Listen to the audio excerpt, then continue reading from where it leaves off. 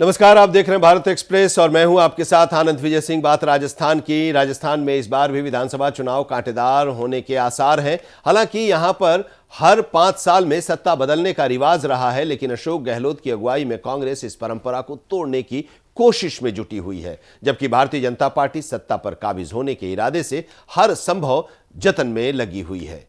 मुख्यमंत्री अशोक गहलोत का चुनावी क्षेत्र मारवाड़ क्षेत्र में पड़ता है और बीजेपी यहां पर बड़ी जीत दर्ज कराने की कोशिश में है। पिछले महीने प्रधानमंत्री नरेंद्र मोदी ने जोधपुर में 5,000 करोड़ की परियोजनाओं का शिलान्यास और लोकार्पण कर बीजेपी के पक्ष में माहौल बनाने की कोशिश कर चुके हैं।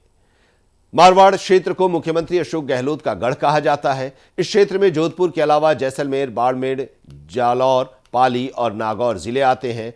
मारवाड़ संभाग में कुल 43 विधानसभा क्षेत्र आते हैं, जो राज्य की सत्ता के लिए काफी अहम साबित होती हैं। अगर हम पिछले चुनाव यानी कि 2018 की बात करें तो यहां पर मिली जीत ने कांग्रेस के लिए सत्ता पर पहुंचने का रास्ता साफ कर दिया था। यहां जैसलमेर, बाड़मेर से 8, जोधपुर से 7, नागौर से 6 और जालौर, सिरोही से 1 सीट पर कांग्रेस को जीत मिली थी। इस तरह से 22 सीटों पर जीत हासिल कर कांग्रेस बहुमत के करीब पहुंच गई थी। जोधपुर जिले की 10 सीटों में से 7 सीटों पर कांग्रेस को जीत मिली थी, जबकि बीजेपी के खाते में महज 2 सीटें आई थीं। 1 सीट तो हनुमान बेनीवाल की पार्टी राष्ट्रीय लोकतांत्रिक पार्टी आरएलपी के खाते में भी गई थी। बाड़मेर और जैसलमेर की 9 सीटों में से 8 सीटों पर कांग्रेस की जीत हुई थी, जबकि बीजेपी के खाते में 1 ही सीट आई थी। हालांकि पाली और सिरोही जिले में कांग्रेस का खाता तक नहीं खुला था। पाली की 6 सीटों में से 5 बीजेपी के खाते में, तो 1 सीट पर निर्दलीय उम्मीदवार विजयी हुआ था। और इसी तरह सिरोही में 3 सीटों में से 2 बीजेपी तो 1 पर निर्दलीय की जीत हुई थी। जालौर जिले के रिजल्ट को देखें तो यहां की 5 सीटों में से महज 1 सीट पर कांग्रेस को जीत मिली। शेष जो 5 सीटें हैं वो बीजेपी के खाते में चली गईं। इस तरह से इन 3 जिलों की 14 सीटों में से कांग्रेस के पक्ष में महज सांचौर सीट ही आई। 2018 के चुनाव में मारवाड़ क्षेत्र में हनुमान बेनीवाल की पार्टी आरएलपी ने दोनों दलों का खेल बिगाड़ दिया था। आरएलपी ने जोधपुर की भोपालगढ़ विधानसभा सीट पर कब्जा जमा लिया।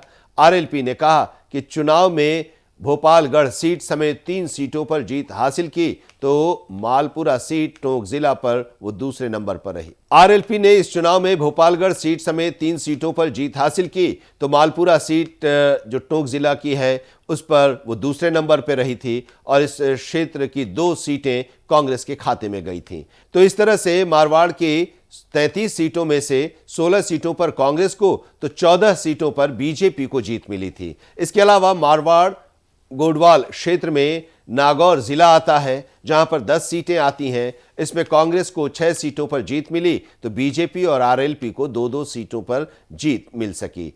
इस तरह से 43 सीटों में 22 सीटें कांग्रेस के पास आई थीं। इससे पहले 2013 के विधानसभा चुनाव में मारवाड़ क्षेत्र की 43 सीटों में से 38 सीटों पर बीजेपी को जीत मिली थी, जबकि कांग्रेस 3 सीटों पर आकर सिमट गई थी। 2 सीट निर्दलीय के खाते में गई थी। तब के चुनाव में कांग्रेस का प्रदर्शन बेहद खराब रहा था। 200 सीटों में से महज 21 सीटों पर ही कांग्रेस को जीत मिली थी, जबकि 163 सीटों पर बीजेपी ने कब्जा जमाया था। 7 सीटों पर निर्दलीय उम्मीदवारों ने जीत हासिल की थी। इससे पहले 2003 के चुनाव में बीजेपी को 43 में से 32 सीटों पर जीत मिली थी, जबकि 1998 की अगर हम बात करें तो 1998 में कांग्रेस के खाते में यहां से 32 सीटें आई थीं और बीजेपी का प्रदर्शन खराब रहा और महज 9 सीटों पर ही आकर अटक गई थी। भले ही मारवाड़ क्षेत्र में अशोक गहलोत का दबदबा माना जाता हो, लेकिन 2019 के लोकसभा चुनाव में जोधपुर संसदीय सीट से उनके बेटे वैभव गहलोत को हार मिल चुकी है। बीजेपी के गजेंद्र सिंह शेखावत ने वैभव को 2,74,440 मतों के अंतर से चुनाव में हराया था। गहलोत के अलावा इस क्षेत्र से गजेंद्र सिंह शेखावत भी बड़ा नाम है। 2019 में गहलोत के बेटे को हराया। वो केंद्र की नरेंद्र मोदी सरकार में जल शक्ति मंत्री हैं। इसके अलावा कांग्रेस के दिग्गज नेता हरीश चौधरी भी बड़ा नाम है। वो बाड़मेर की बायतू सीट से चुनाव लड़ रहे हैं। मारवाड़ क्षेत्र से एक चेहरा बड़ी तेजी से उभर रहा है और वो चेहरा है हनुमान बेनीवाल। 2018 के चुनाव से ठीक पहले राष्ट्रीय लोकतांत्रिक पार्टी का गठन कर चुनाव मैदान में उतरे और खुद तो जीते ही 2 अन्य जगहों पर भी जीत हासिल हुई। बाद में वो एनडीए में शामिल हो गए। 2019 के चुनाव में बीजेपी के साथ चुनाव लड़ने वाली आरएलपी को 1 सीट पर जीत मिली थी, लेकिन बाद में विवादित कृषि कानून की वजह से एनडीए से अपना नाता खत्म कर लिया। हनुमान बेनीवाल अब क्षेत्र में अपनी स्थिति मजबूत कर चुके हैं और उनकी पार्टी 70 से ज्यादा सीटों पर चुनाव लड़ रही है। उनकी मौजूदगी से बीजेपी और कांग्रेस दोनों के लिए मुसीबत का सबब उनकी पार्टी बनी हुई है। दोनों राष्ट्रीय दलों के सामने चुनाव जीतने के लिए बेनीवाल नाम की चुनौती से भी पार पाना होगा।